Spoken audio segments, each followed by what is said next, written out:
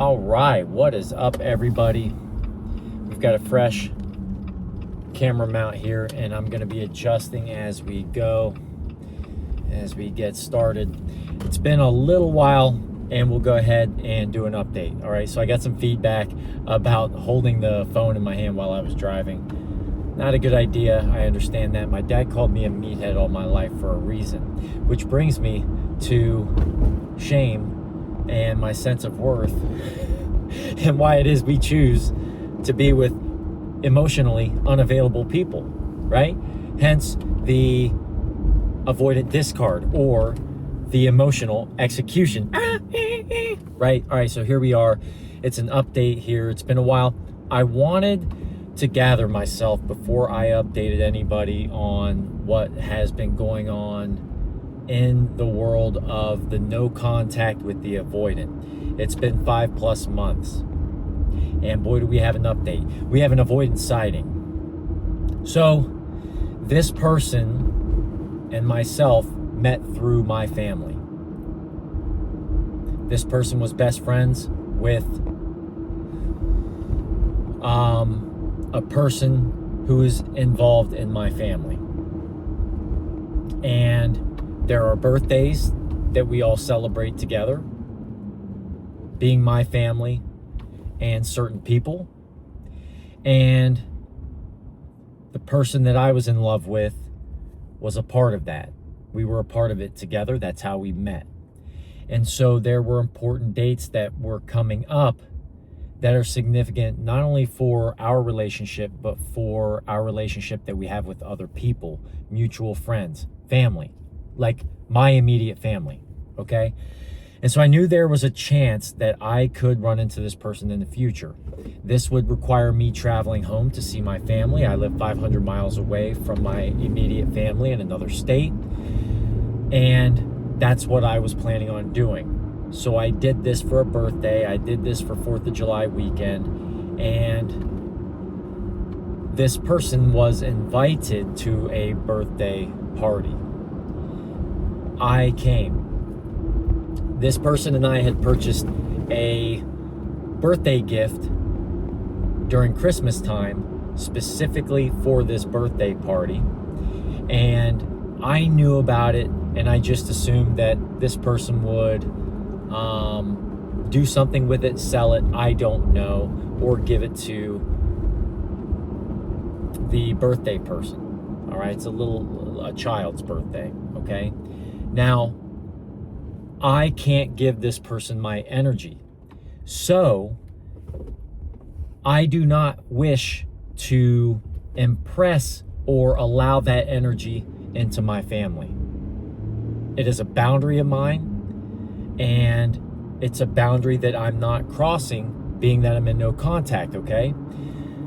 So my thing was that this person actually reached out to people in my family or my in-law and mentioned the gift.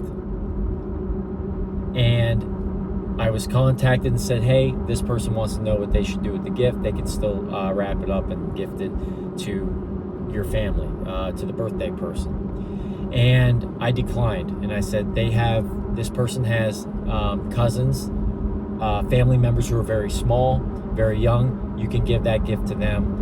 Otherwise, they can pick something out on their own. I don't want that in my family. Now, you can call me selfish if you want. A part of that is egotistical, perhaps. And if that's how you feel about that, I get it. I understand. But I went strict no contact for a reason. Okay? This person rejected me.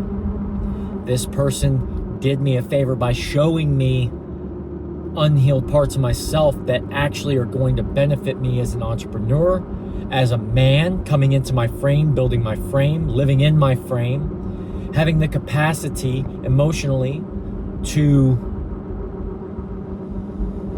handle or hold the provisions that are being blessed and bestowed upon me. That I chose that path. I chose to love myself. I chose to not abandon myself. And I have to hold that firm boundary. Now, this person ended up coming to the birthday, to my family's house, to my parents' house.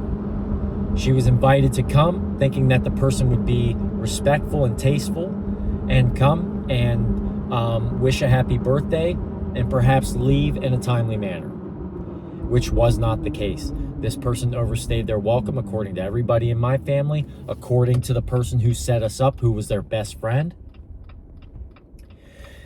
And this person overstayed their welcome. Stayed for all of the festivities, all of the wiffle ball, all of the volleyball, all of the outdoor activities that my immediate family was involved with. And this person, the entire time, didn't have any kind of meaningful conversation, which I didn't expect to have. I promised myself that I would refuse to allow an interaction to define my family's time together and my time traveling home, being home with my family. And so the conversation was extremely light and very short, and I only communicated with her whenever she was around other women so that I could make it casual enough to be able to include everybody into the conversation. That was my goal, objective complete, but the person overstayed their welcome, and my family made it very clear to me that they were uncomfortable with that. And I says, this is exactly what I've been trying to explain to everybody. The person had conversations with everyone in my family except for me. And I'm sitting there and I'm passively observing all of this. And it was just writing on the wall. It was more clarity.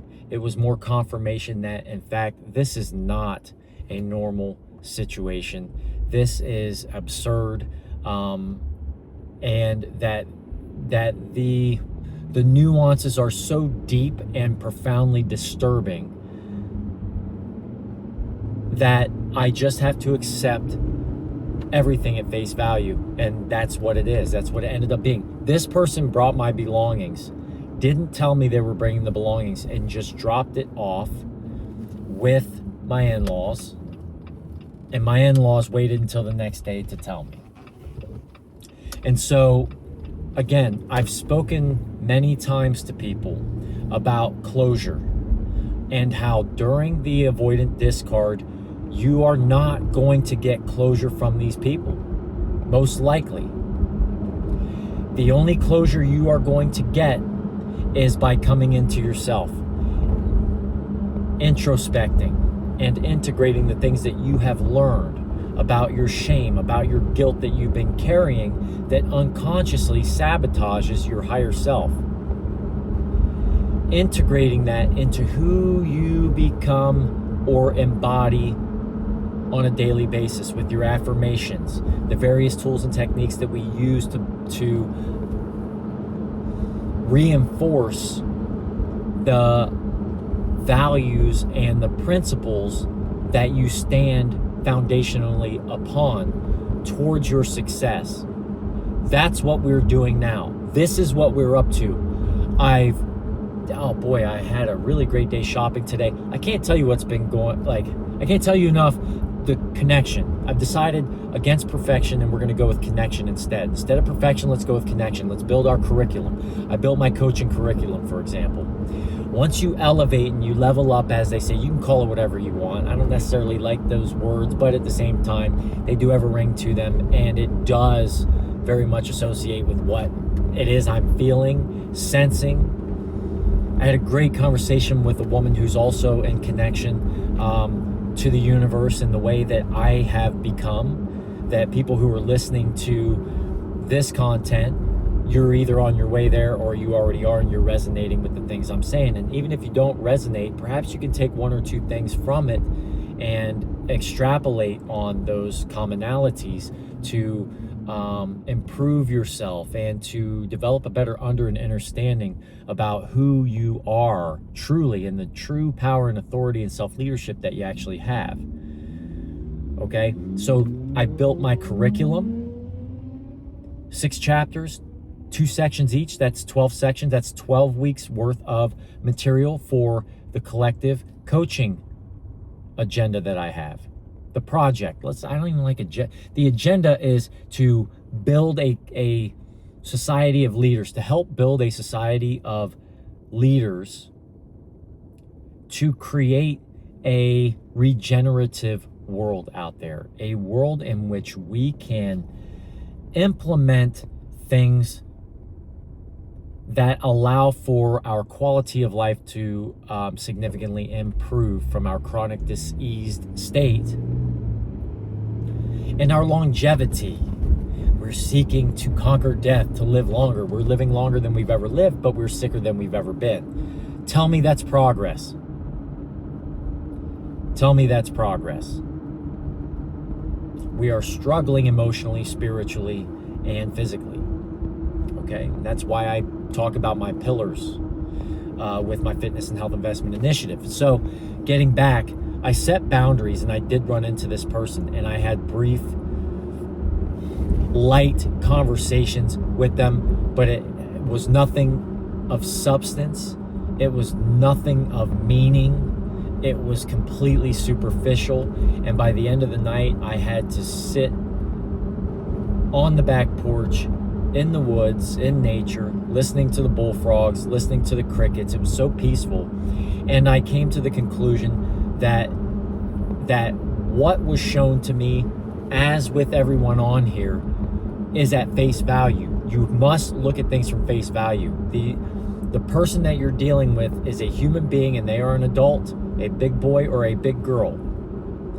And it is entirely on them to understand eventually, one way or the other, whether it's 2 years from now, 2 months from now, if they have this grand awakening, who knows? What we do know is that they're going to have that awakening one way or the other, or they're going to suffer some catastrophic circumstances or consequences of the lifestyle that they're going to choose to live, with promiscuity, with casuality, unprotected sex, monkey branching, and the emotional trauma that comes with that, the emotional instability, the dysregulation that comes with that. And there's probably more to it. We're talking about issues with people's families, the interfamily dynamics, okay, that happen when you have parents who continue to behave years and years and years later the same behavior that led to shame and guilt and unworthiness that a lot of us carry. And this was the avoidant discard, was that it showed me the things that I was carrying unconsciously that led me to fearing being seen of who I truly am. If it's sexually, for example, you must, before you go and have sex with somebody, let's say, what do you want to do? You might want to talk about sex. You might want to talk about your interests before you go doing it, so that the two of you, you and your partner, have an understanding and can visualize or an understanding of what it is that you both want. What fulfills you sexually? We have to be able to talk about these things. Otherwise, you keep it a secret. You end up emasculating your husband or your boyfriend. You end up discarding your girlfriend. You end up being resentful. You end up continuing to wear a mask, so you're living in anxiety. You're uncomfortable. Look, we're in a silk shirt tonight, ladies and gents. We're going downtown. Now I'm in the country right now, but we're going downtown later. We're going to hang out. I'm connecting with a few people. It's amazing what lifting the burden of shame and how you used to feel about yourself, what it does to you, and what that avoidant discard did to me 5 months ago. It was a different story. Go back and watch my videos. But what did we do with these videos? What were we doing? What was I doing? Maybe there were a couple instances where I probably just about cried. All right? I'm not afraid or ashamed to admit that I cry. I'm a human being. I am catching up with the emotions that I've neglected for years. And sometimes, man, there's nothing wrong with shedding a tear and thanking God for the ability to feel the way that we feel, to have strong emotions and convictions about who you are and what it is that you want to do in this world. And celebrating, even in tear, Tearful joy, right? Celebration of who you once were and the mistakes you made, because you know what? God damn it, it brought you right to this fucking place.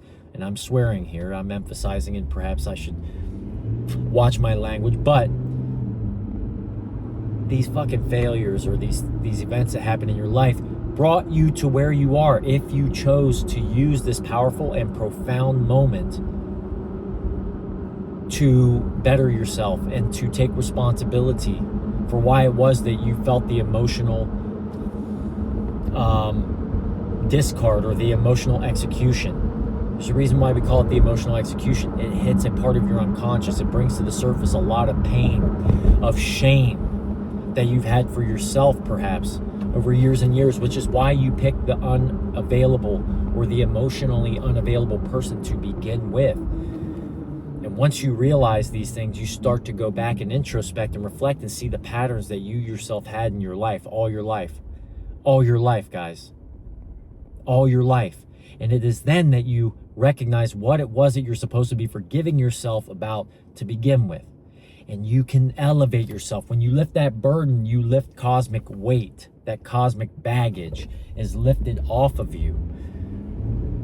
You're levitating. You're lighter on your feet. You're lighter in your thinking and your thoughts, which is why I took time. This would have been the 4th of July. That's 2 weeks ago. Today's the 18th. It was 2 weeks ago. And so I wanted to wait 2 weeks to collect my thoughts and to be able to convey myself as clearly as possible with the fact that I had set up a game plan once I found out that this person was going to be at this party and I was going to see them for the first time in 5 months. And I tried not to expect anything. The one thing that I knew that I needed to do was maintain my composure, maintain the integrity of my boundaries. I was not willing to have a serious conversation with this person. What would be required to have a conversation of any substance would require her to sit down and tell me the truth about her triangulations, about how she was feeling, and about some other things that I wouldn't even feel comfortable asking her to divulge. I wouldn't feel comfortable, and I would imagine she wouldn't either, and I would never get the truth. So I can't trust that person. And so I could not give her anything. And I gave her the bare minimal. The bare casual minimal. And I had to sit there and watch her talk to my brother. And I had to sit there and watch her talk to my aunts and uncles. And then they would come up to me and say, "Hey, Jeremy, you were supposed to do this. Like, you guys were supposed to move in together. You guys were supposed to get married. Weren't you planning on having children? Like, wasn't that the whole plan? Like, you're going to be closer to home. Like, everything was working out. Like, isn't that her? That's her, right? This is what happened?" And I couldn't even explain. So a part of me, you're conflicted because you're around family and they want to know. I'm well loved in my family. I get along with everybody. I stay in close contact with all my aunts and uncles, my cousins. I have nothing but love with all my family. And I couldn't even tell them what was going on. You can't even explain it. And so that person stuck around the entire day and the entire evening.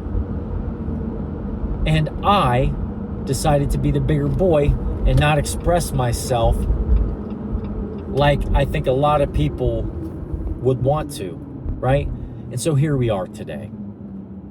And that's what's going on. We're about to launch a newsletter. It's a Patreon fitness and health newsletter. Again, I'm an exercise physiologist. I'm a published scientist, published in the American Journal of Exercise Physiology back in 2019. All right? It's one of my strong points. So why not use it? So I'm going to use that background to help people and create an organic community by which we can shape short-term objectives and long-term fitness and health goals. This is about fitness. Fitness is holistic. And that's what this is about. And so I did run into the Avoidant. And it was not drama-filled, although when I received all of my gear back from this person, without her saying a word, you would think that there would be some kind of like, hey, I just wanted to return your things, and if you're missing anything, let me know. There was none of that. None of it. It doesn't surprise me, but at the same time, you would think there would be something after 5 months, and there's not. And so the only closure that you get is your own closure, your own self-love. All right? Once you understand what it was that they woke up in you, you can't go back. If you do, you will fall into the same loop and pattern. If you're paying attention to a lot of these videos, it's the same language. Attachment loops, behavioral patterns. All of these patterns, go back and recognize your own. Fuck everybody else. You'll start to see your own patterns in everybody else. You'll develop a sense of empathy and understanding, and you will actually be able to predict where things go from there. You're able to better predict outcomes. Why? Because you are aware of patterns. And so that's where we're at, all right? This is how we grow. This is how we level up. This is how we step in and embody that which we want. That's our purpose, all right? So with that being said, I appreciate everybody sticking around. It's 21 minutes and 30 seconds in. We did have an encounter with the Avoidant, and it went about as expected, although you don't really know what to expect. And so there's that one. Everything's good otherwise. So one thing that I've been recognizing and really bringing to the surface are my avoidant patterns with eating, specifically with eating and sleep. All right, so my naps, for example, I'll give a prime example real fast of what to expect for another video here. My naps. It's hard for me to let go and take a nap, even though I was trying to make it a point during the weekend to take a nap around 2 p.m. Eastern. I have a lot of things going on, and sometimes it's important to surrender and sit back and trust and surrender yourself to God, to the provisions that are coming your way. And take a nap, take a break, man. Think about if you're living the way that I'm living right now, where you are, when you're still, you're moving, but you're still in integration phase. You're still learning about these things. You're still bringing to the surface a lot of things, and you're accounting for the emotions that you were neglecting for a while. I'm still right there. But in doing that, you're growing and growing. And on top of that, you're still moving and you're executing. And when, think about the energy that's required for that. And I feel unfatigable. Like, I feel fantastic. I wish I'd just rip it all off and show you, hey, we're in great shape. We stay moving. All right, we're positive. We're high vibrance. But we need rest and recovery. And I'm avoiding that because I'm learning to develop a better relationship with time. So we'll talk about time, and we'll talk about surrendering and letting go, and the importance of using our and recognizing our avoidant patterns right now to become more productive, more optimal with your time, and in doing so, enjoying yourself, okay? Enjoyment is a part of self-leadership, and that's what we're about. So there's my spew, and I'm sticking to it. Peace.